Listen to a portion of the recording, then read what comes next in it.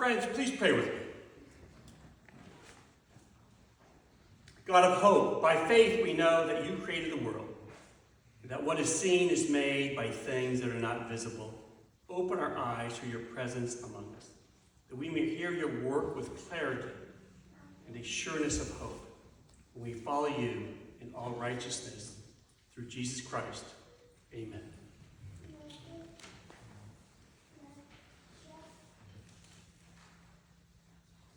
This passage is timeless. It's 2,000 years old. It sounds like it was written today, because at one level we hear a story about doom and fear, and we can all start to imagine our real life consequences today. Climate and homelessness, war, corruption, cruel leaders, self-centered leaders, disease, or maybe we just stay home and instead we have a cable news flood of scrolling coming at us, internet feeds coming at us, all telling stories that are deeply negative and painful and divisive. But yet, when we give a little more ears to it, we lean in just a little bit more, it's something quite different. There's a freshness that's there, that's right before our very eyes. And it's an orientation toward the whole of life as an abundant gift of a generous God. And receiving and sharing has this passage about receiving and sharing. It's less possible to receive and to share when our hands are gripped and clasped. It's far more difficult to do. As I mentioned earlier, there are many distractions that we are experiencing that pull us away from noticing the many blessings and the many gifts of God in our everyday life. And with all the distractions that are happening in our life and world, if we weren't afraid before, social media and cable news and all these other things, if your email comes in with all of these recent alerts that come in like mine do, it's just like, what's the next thing that I'm being alerted to that has me on edge? So if those don't have you on edge, other things will. So here we are with a passage that deeply makes us lean into something of blessing. And Jesus' words through the centuries. It's wonderful to hear this one passage through the centuries. You hear this passage that reads that for where your treasure is, there your heart is also. Where your treasure is where your heart is also. And this is not chicken soup. This is not whistling in the dark. This is not crossing your fingers, hoping for good luck. This is something far deeper than that. But it's a reminder that fear and chaos in the world doesn't get the last word. God gets the last word. The God of love, a God of connection, a God of caring, that's the one who gets the final word. This is not a God who created the world and then now just sits back with arms crossed, or maybe he's just wandered off into the cosmos, turned God's back, has now disappeared somewhere. This is a God of deep engagement, a God who listens, a God of love. Love is always stooping. That's the love that we hear today. It's a love that stoops down and cares in tenderness. That's the God that we hear in this passage of Luke. This is a God who attends to ravens and sparrows and humankind. That's the God when we are drawing some silence when we gather in worship. And we're trying to breathe and lift off the burdens of our heart. That's the God we are saying yes to. That's the God of abundant life. That's the God that says, a God who stoops in and says, I care, I'm here, I'm with you, however in the most subtle ways. And it takes our eyes, our ears to pay attention. And it's difficult to pay attention when there's all these other things that are competing. I was reading about more and more people are having dreams now. Where now in their sleep life, they can't turn off the outside world. And now their dreams are invaded. So now there's no peace. There's no peace in the waking hour. There's no peace in dreamland. So when we can find a way to truly lift the burdens of our heart so that we can engage deeper in the world with the people around us. And this is not a passage about be ready to avoid God's wrath. God's coming for you if you're not good. That's not what is happening here. God's coming in this judgment, and here he is looking for you, and he's going to bring up a scroll of all your misdeeds that you have done. That's not happening here. It's something very different. This is a passage about be ready so you can witness the blessings in life. And how wonderful is that? Witnessing the blessings of life. This is a passage. It's a simple test.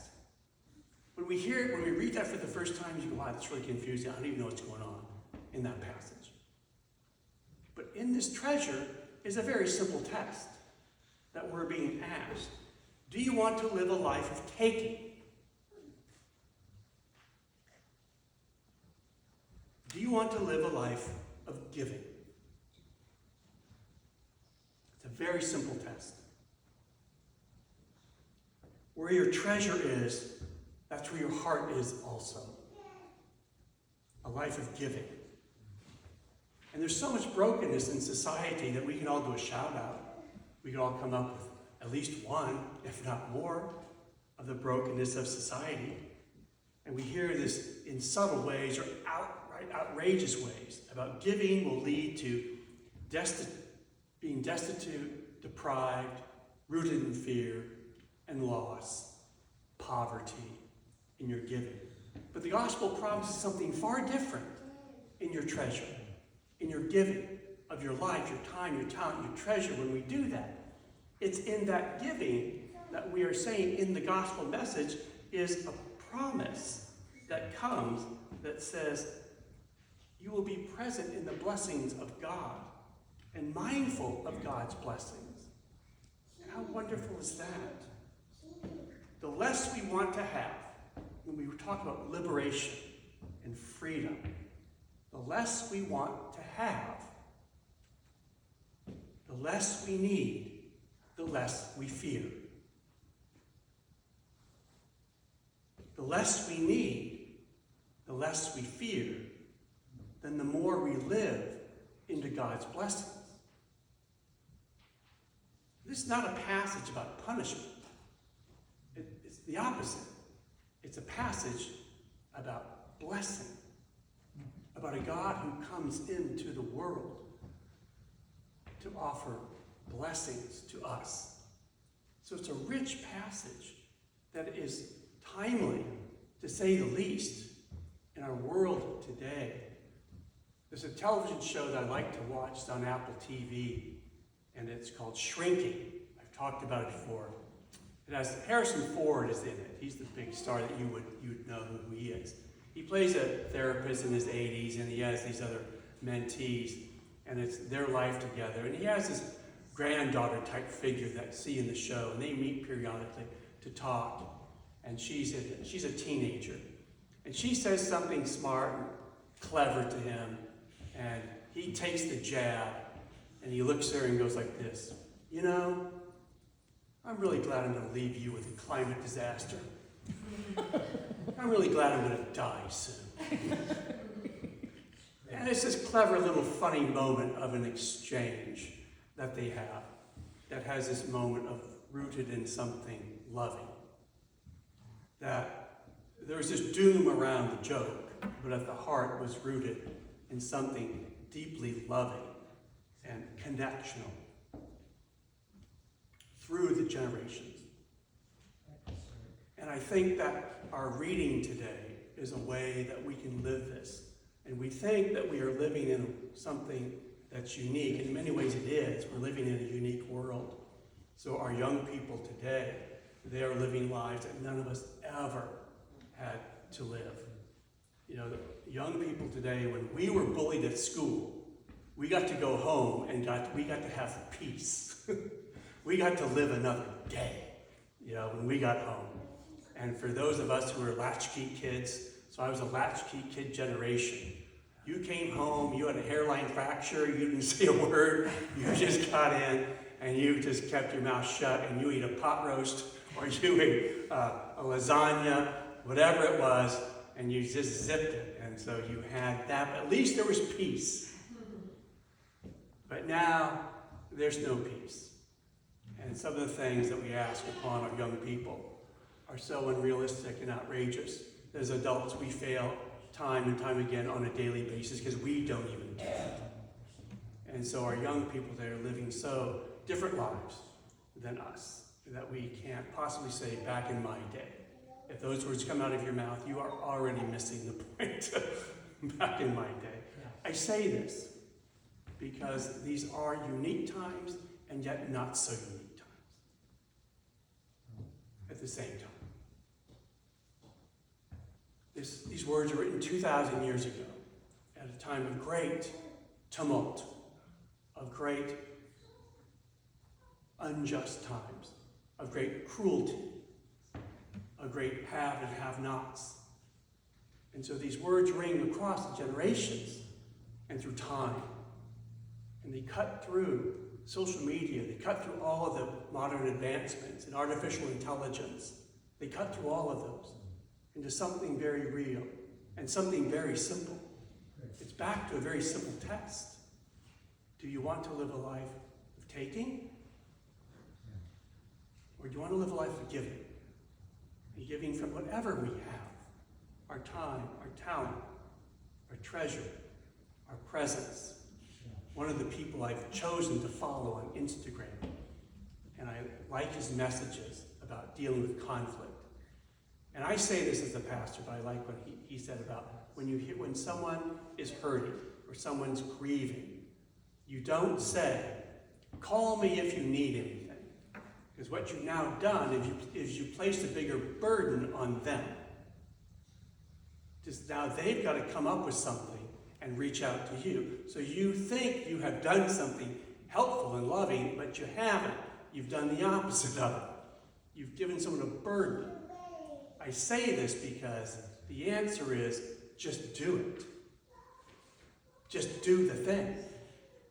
Send them the text. Bring them the flowers. Say, I want to take you to lunch. Don't worry, I'm paying for it. Do the thing. And that's the place of doing the thing that we give out of whatever we have. That's the thing. That's the connection. That's the love. That's the fabric. That's the thing that cuts through our life to reach out, to care. That's where this passage is trying to get us to that. And be assured of God's promise that God always gets the last word. Always. Always gets the last word. My friends, may it be so for each of you, and also very much for me. Amen. I invite you in a time of your own silent